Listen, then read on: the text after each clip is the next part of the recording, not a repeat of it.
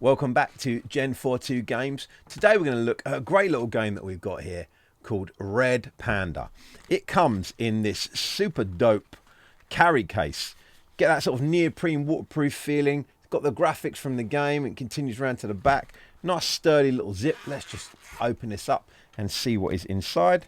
First up, some stickers, some characters from the game.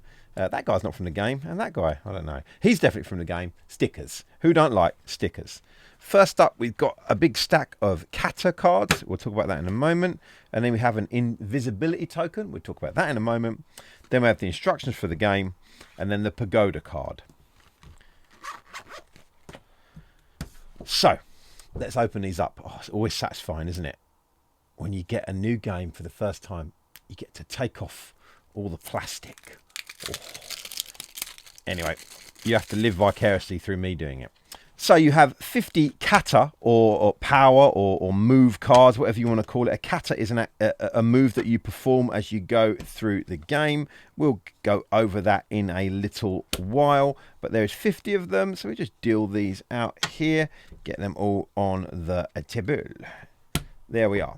So you would look in the left-hand corner of each card and you would see an image there, and a corresponding explanation will be in the booklet. I won't go through them all now, but for instance, this one here is to do with the invisibility token, which will be placed in the middle of the pagoda at the beginning of the game. And when you get that, essentially, once you've got this, you can use it to miss a turn.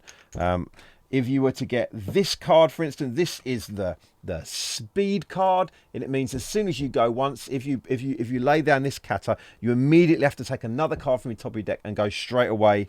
So it kind of rushes you. You get to essentially take 2 goes, which is great. And there's lots of other different moves here. Like I say, we won't go through them right now. Be a bit confusing for you. Better for you to learn that in gameplay.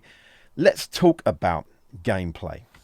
Very, very simple. Let's lay out the game as it would be. Now, you would shuffle these cards, and we'll probably do that. I know you guys, every time I do one of these game playthrough, everyone loves my shuffling.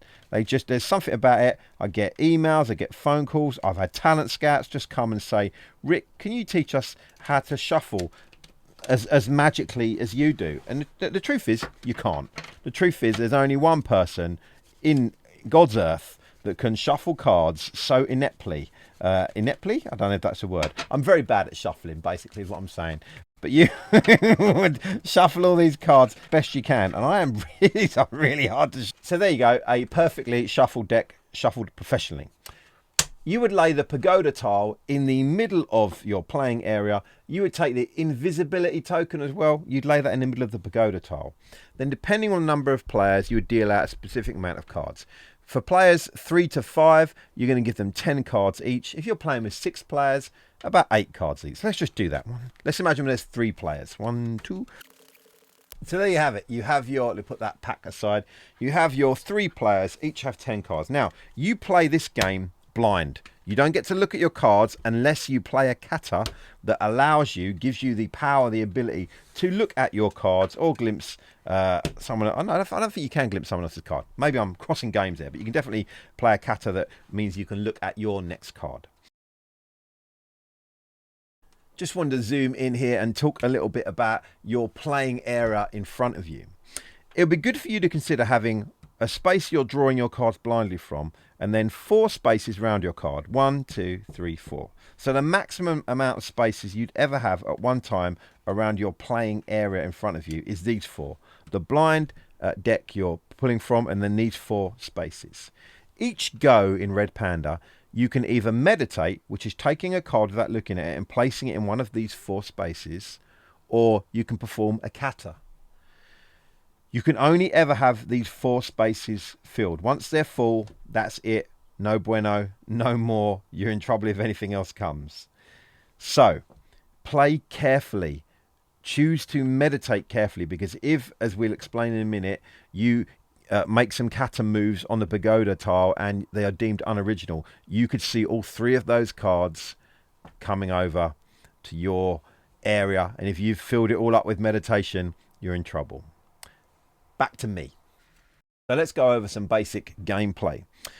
I'll go first. So we've dealt out 10 cards. We've got the pagoda tile in the middle. We've got the invisibility coin on the pagoda in the middle there, and I'll draw blindly my first card.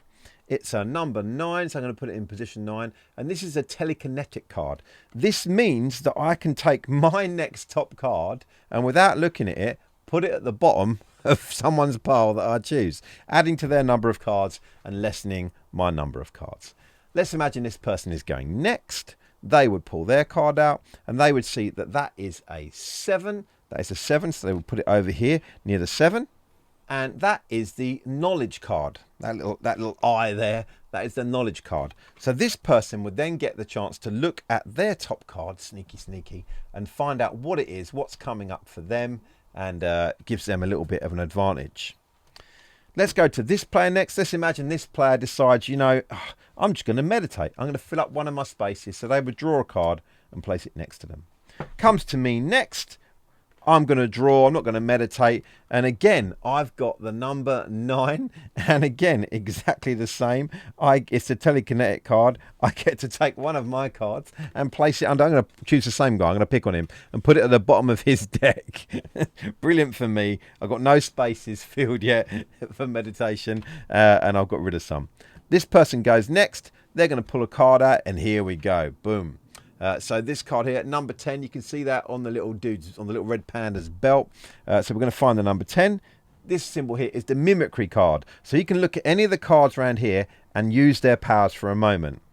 He already knows what's under that card, so he wouldn't use the knowledge. He might want to do this and get me back by drawing a card off, mimicking the turn I took there, and give me a card back. Let's go to this person. They would pull a card out. And again, it's number 8. You see it there on the guy's belt. So we go over here to number 8. That's a speed card. That little kind of thing there. That means that's a speed card. So instantly he has to play again. He's going to play again. And here he gets the invisibility card. The invisibility card. So that's kind of a good situation. Puts it in number 6. He gets to take the invisibility token, which means when he plays that, he essentially gets to skip a move. If someone else gets the invisibility card before he plays it, they can simply take it off him and use it on the move. They keep going. Let me lay out a couple of things, just stepping out of gameplay for a moment to show you something. So, you either meditate or do a kata. How you lose is if you fill up one of the ways, you know, if you fill up all of your 4 spaces around your card that I talked about. So let's imagine that this card gets played. It's a number 9, and it's the same card again, the same kata. When a kata is played for the 3rd time in a game, you don't get to perform it because it's unoriginal. It's been done twice before. Old hat, we're bored already.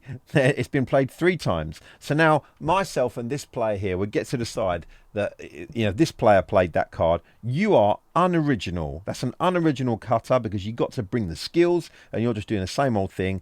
And if we deem it unoriginal, which we would, all 3 of those cards would go around this person's deck, filling up all of their 4 spaces, and therefore they are out of the game. Boom, laters. Because the aim of this game is to get rid of all your cards or be the last player playing.